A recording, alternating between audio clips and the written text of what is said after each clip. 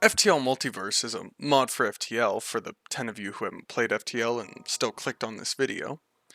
FTL is a roguelike set in space where you commit war crimes and progress through 8 sectors, with the final one being a fight against the flagship, the key to destroying the rebel fleet. Multiverse is a massive mod pack with a respectable team behind it that still has an active Discord that is willing to help with any troubleshooting and issues you might have with the mod. Multiverse is a massive content overhaul for FTL that offers a plethora of new content in terms of events, characters, story, but in terms of what most people are coming for, a huge influx of ships, alien races, and weapons. Drones, quest lines. For those of you who have played FTL but not Multiverse, you may be confused what I mean by quest lines. In vanilla FTL, quest lines are rather simple, but Multiverse increases the amount and depth of these quests that completely change the course of your run. I personally find it rather difficult to return to vanilla FTL because I miss a lot of the new content and mechanics that are introduced with this mod, and I'm more than happy to continue playing it. Let's go over some of the major features that are introduced with the mod and why I love it so much and am willing to shill it so fervently. Minor spoilers for ship unlocks, 2 hidden races, and the default ending.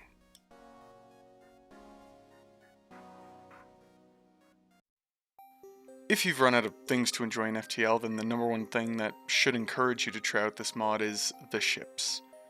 The sheer number of ships this game gives you is outright ridiculous. I have not unlocked all the ships, much less all of the variants of the ships, and so many of these ships play so differently that each one kinda makes the runs your own. FTL Vanilla already does a good job of offering you enough options to keep the game interesting, but many of these new ships with Multiverse innovate on the concepts that the original ships introduced to you. Some of this is done through the different races and especially their active abilities, which we'll get into more later. But this is very obvious with the new internal upgrade system, which is where a lot of your creativity is going to come out and gives you the most options and choices on how to design your ship and where you want to take your build. Multiverse really just gives you more options to iterate on pre-existing ideas, which you could do in vanilla FTL, but there's more ways to do it. In vanilla FTL, well, the default boarding ship would be like Mantis B with just standard teleport onto the other ship, maybe a boarding drone with Mantis, and do crew kills. But you could also do some wackier stuff with clone bait and Zoltans while sending in some exploding Zoltans that would damage crew. There's different ways to do this in Multiverse. For example, with Augmented Lanius ship, where Augmented Lanius have an active ability where activating it heals them to full health, damages the system of the room they're currently in, while creating a breach in the room, all while Lanius passively drain oxygen anyway, creating this new weapon when it comes to boarding as opposed to just your normal crew killing. Ships become more specialized as you begin to make use of internal upgrades. Internal upgrades function differently from most traditional upgrades on a ship. They don't quite function the same as your normal system upgrades. They're more akin to augments. They're augments that you build for your ship. In fact, many of the internal upgrades in Multiverse are some version of a previous augment from vanilla FTL. Some of these include the NG Nanobot Repair augment for the medbay, or the Hard Light Bypass, or in vanilla FTL the Zoltan Shield Bypass, which allows you to bypass super shields. These augments take scrap, but they also take some combination of fuel, drone parts, and missiles. Not all of them require resources to be upgraded, but most of them require some combination of those 3, usually 2 of them. On top of internal upgrades, there is the lab. The lab can either be created on board any vessel for a healthy amount of scrap, missiles, and fuel, or you get it for free as long as you have a level 2 medbay. What this allows you to do is alter different races aboard your vessel. You can do permanent upgrades to specific races. For example, you can make it so your NG are no longer able to suffocate, thus making them very good aboard anaerobic ships where they can mix well with Lanius and Ghost.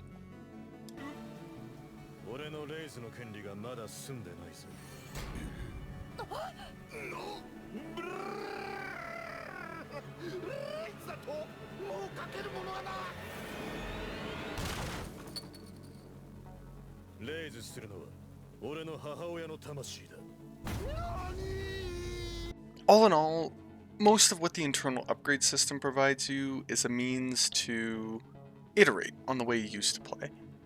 It gives you more options for boarding, more options for other more conventional builds as well, and it lets you make each run sort of your own. You really have a lot of options to customize your own ship, and it also gives you the option of limiting things like RNG, whereas something like an auto ship would be a run ender for a lot of boarding ships in early vanilla. In Multiverse, it's not quite so bad as you have ways to play around it and deal with that.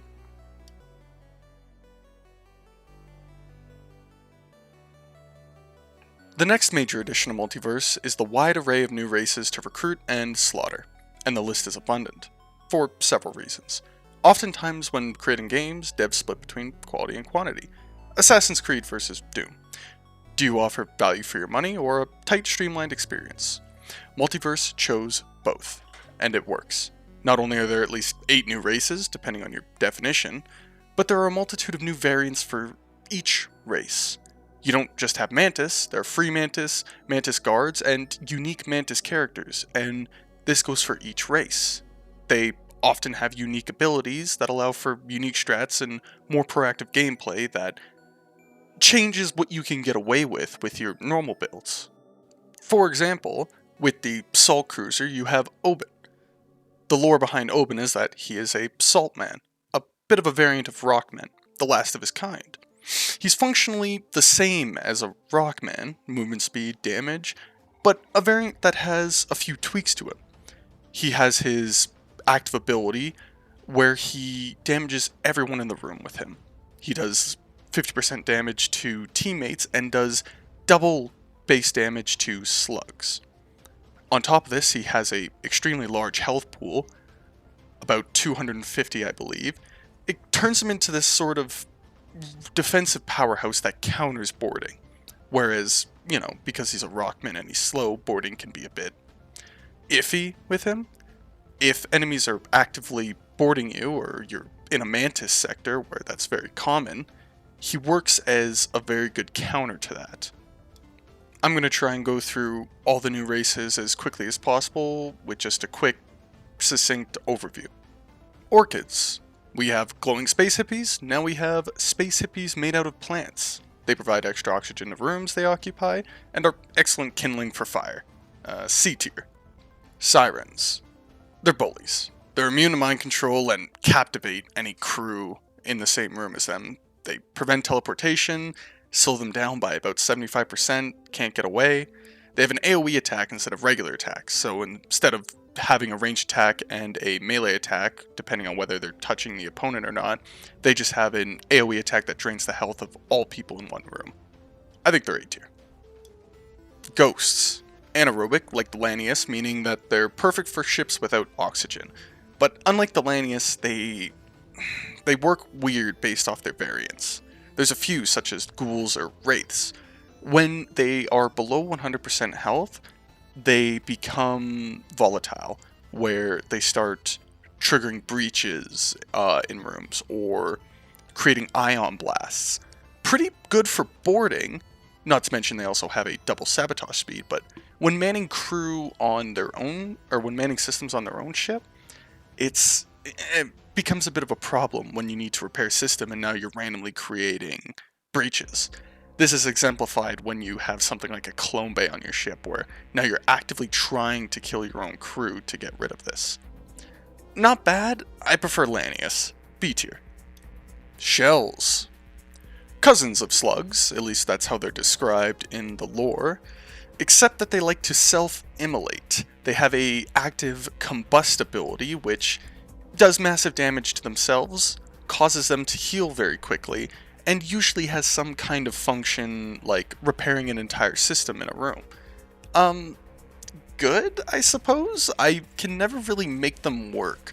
When I'm using a shell ship, I don't mind having them around, but I find it very difficult to slot them in when I'm running any other type of ship. And they also take double damage from asphyxiation, which it makes you have to micromanage them a little more, or have to get emergency respirators. The crew, I'm not big fans of the shell.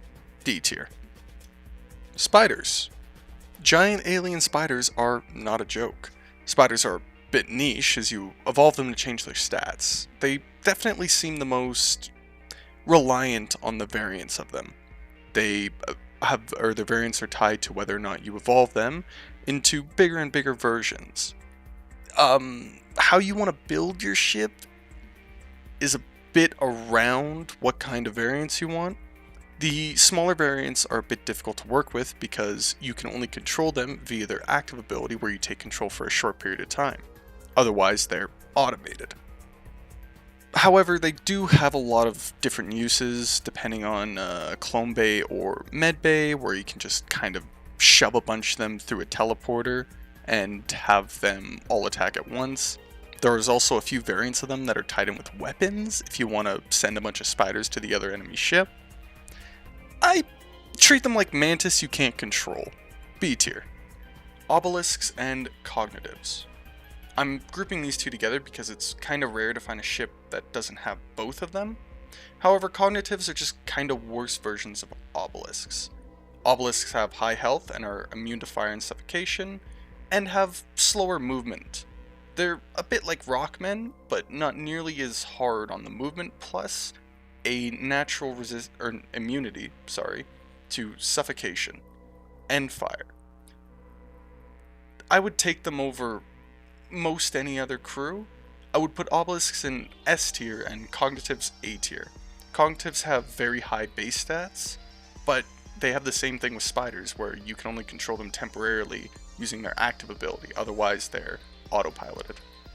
I'm not going to rank the vanilla races for two reasons. One, other people have already done it, such as in this video, and two, the variants make it absolutely ridiculous to explain all of them and their little intricacies.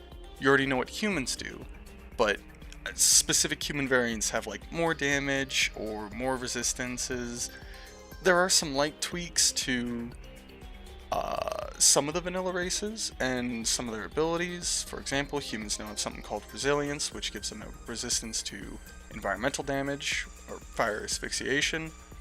And on top of the lab, which allows you to tweak different races in specific ways, it's a bit much to go and cover all of them.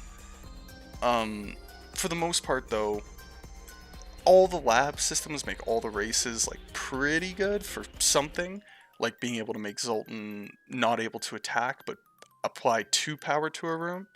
So it's worth trying at least all of them and figuring out what you want for your specific ship.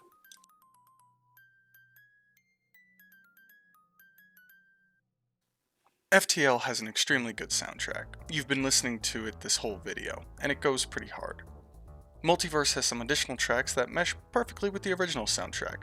The following are all the credited artists who have all done work on the music for this mod that I can find. My most vivid memory of playing Multiverse for the first time was getting to the menu and listening to the new revamp music. I love the FTL music already, and the Multiverse tracks add a little bit of flair to them. They're all great, and I suggest you go listen to them. A lot of them are on YouTube, and I encourage you to go pull it up for yourself and give it a listen.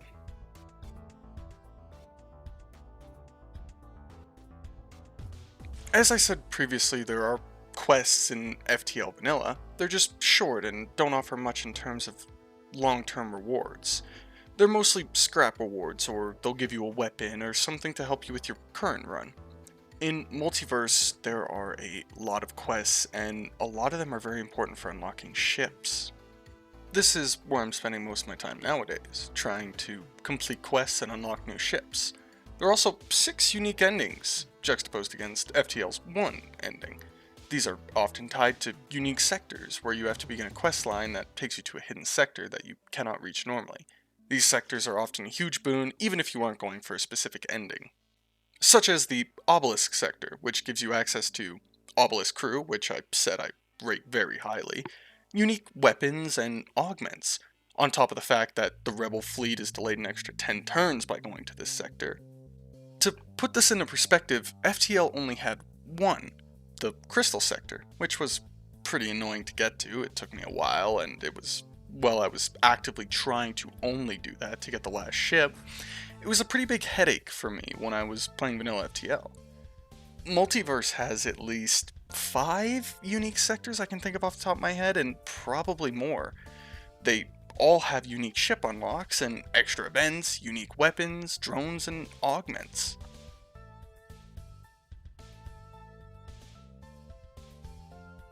This is a bit of a weird category for a game like FTL, but stay with me for a second. I think that FTL really shines in its ambiguous storytelling. It's something that gets brought up when I watch other videos about it pretty frequently, and it's more of the context of the game. Was the Federation actually doing good before the Rebellion, or is it kind of like Star Wars, where your leader is, I don't know, space funny mustache man and slaughtered younglings in his prime? We get hints in FTL that the rebels are not so much a force for good as they would have you believe, with hints towards their human supremacy and xenophobia towards all the other races. The rebellion still does remain sort of ambiguous, and the Federation and how they behave is very much based on how you shape your run. I think the writing in Multiverse has very refreshing highs, where I'm invested in the characters and immersing myself in the world. It also adds a lot to the events, where I'm often getting invested in the characters that the game is presenting to me. There, however, are some writing instances that lean more to the fanfiction and cliche side and make me roll my eyes a little bit, but it's a free mod. And I'm not gonna rag on the writers for, a game with this much writing having some dips in quality here and there. After all, the storytelling in FTL is text-based. The game is almost a text-based adventure if you take out the roguelike element with the ship. So, for the writing, for a free mod, I'm very content with it, and I do find myself enjoying it, and I'm not skipping any of the event sections. I'm reading them and I'm enjoying them. All in all, I think the new story and the writing is a boon for the game and enhances the overall experience despite my criticisms.